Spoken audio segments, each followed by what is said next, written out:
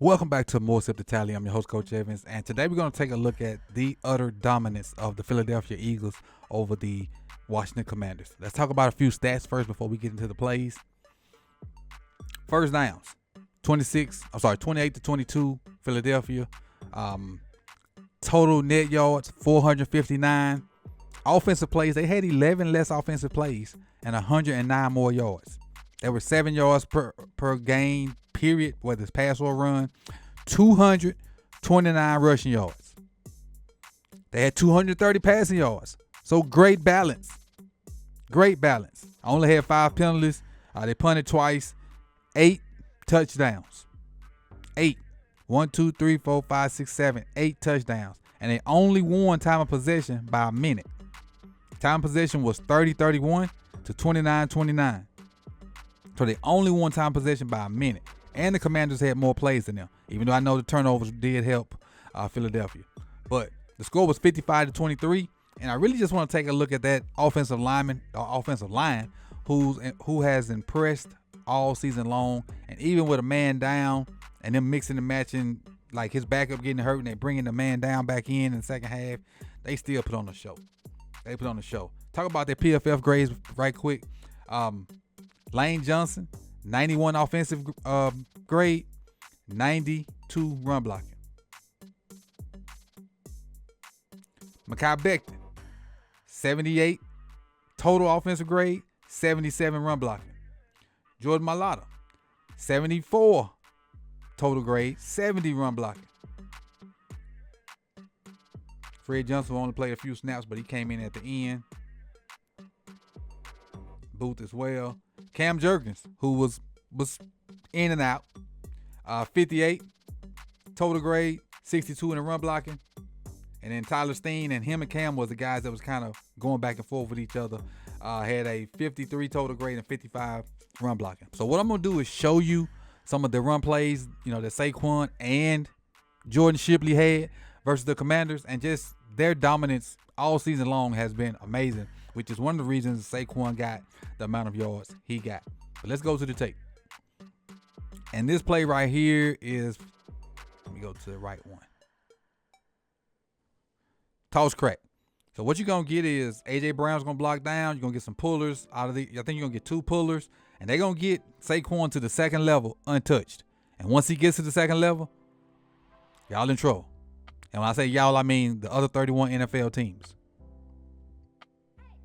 So Jalen Hurts checking to it. So whatever Jalen saw to check the toss crack, great check. See, that's your down block by A.J. Brown. You got the arc right here. You got 68 coming around too. Hat on the hat. Now, A.J. Brown, by blocking his guy to the ground, creates a pileup. So A.J. Brown takes out 1, 2, 3 guys with his block, which is going to help, Saquon get to that level. See, all those 3 guys are on the ground for the most part. Now you got this guy coming. That ain't a place you want to be. He just ran through that arm tackle. This guy tries to come off Goddard and wrap him up. Nope. Saquon, all that spinning and jerking and all that stuff he do, got to get him on the ground. You got to get them legs. You got to get them massive tree trunks. Now, he just changed direction on this guy. And at this point, it's off to the races. Great effort downfield. Anytime you see, and I don't know if you guys follow me on the other channel, but anytime you see a long run, there's bound to be a receiver blocking somewhere downfield. So shout out to AJ Green, shout out to 83 for helping Saquon do what he do later on in that run. This right here, GT counter. G stand for guard, T stand for tackle. That means those are 2 guys that's pulling. First guy's trying to kick out Frankie Louvu. So right here, he should be going for the kick out.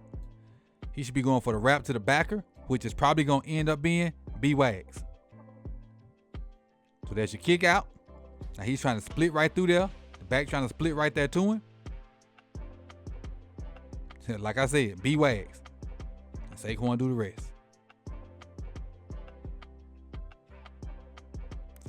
rest. Simple. Perfect. What about the down blocks on that play? See if the down blocks are good. So you should get down blocks from bam, bam, and bam. Those should be your down blocks. Let's see if they bite the shoulder pad and get those guys out of there.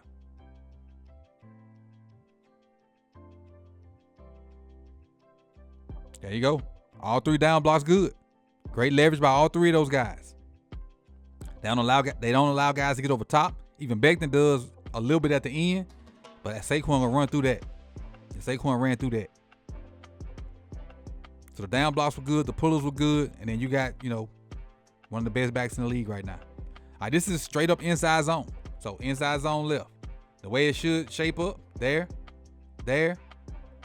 Double team that to that. Come get that, and anything that tries to show up, y'all go pick it off. And really, they run it like duo too, though. They run it like duo, but they don't have a bunch of double teams.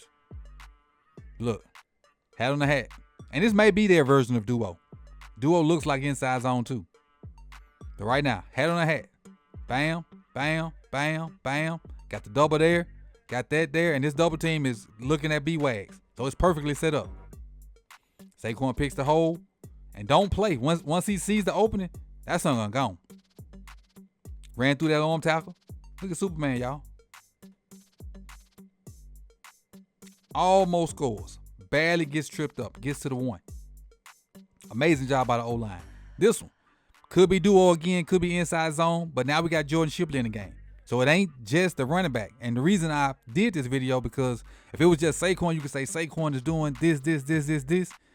But the stuff looked the same when Jordan Shipley came in. Jordan Shipley, the rookie from Clemson.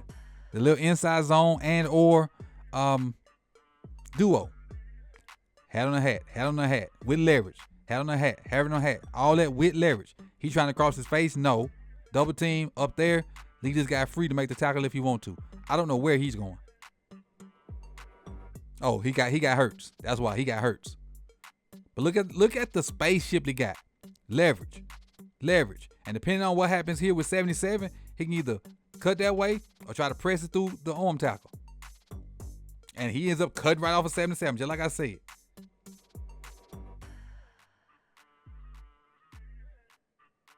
Great run. Great blocking, rather. And then the last one, guard and sniffer counter. This is the guard. This is the butt sniffer. Why they call it that? Ask somebody else. But I know it's because of the position he in. I don't care to explain it. But then, there go your kick out. So this time, Becton should be kicking out.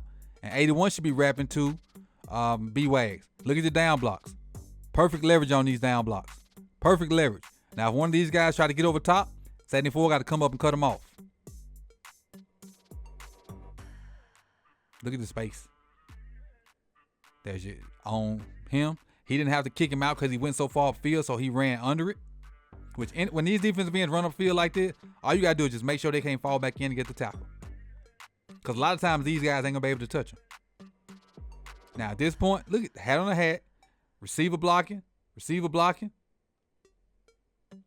Look at that. Like I said, anytime you see a long run, especially by somebody that ain't like a great athlete, there's going to be some receivers down there blocking. And then this cat right here is like a tight end. That's Johnny Wilson, I think. He like a tight end anyway. He like 6'7". So that's like another tight end out there. But I really just wanted to showcase like the simplicity of what the Philadelphia Eagles do. And they do it so well because they understand fundamentals. They understand leverage. And they got one of the best backs in the NFL. So they made it their way to the Super Bowl. We'll see in 2 weeks what they're going to do and if they can do that to Chris Jones and them boys. But I appreciate you guys for coming out. You could have been anywhere in the world, but you chose to be here with me on More Sip to Tally. So if you're still here, like the video, please. If you like the content, subscribe and hit the bell so you can be notified when the rest of this content drops. And on that note, just like the Washington Commanders, I'm out.